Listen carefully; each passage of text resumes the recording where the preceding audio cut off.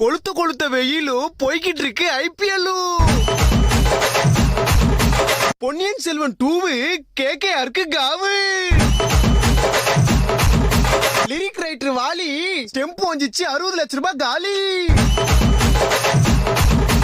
2 match போச்சு, நாளைக்கு பஞ்சாப் கூட மேட்ச். எல்லாருக்கும் சங்கு சென்னை சூப்பர் கிங்கு. ஏய் இப்பதானே 2 மேட்ச் தோத்தீங்க, அப்போ கூட ஆட மாட்டீங்களா? ஓட்ட வட முறுக்கு பால போய் பொறுக்கு.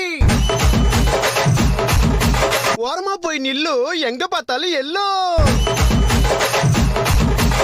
சிஎஸ்கேல அலி, பஞ்சாபு நீ எங்கயாவது போய் ஒலி.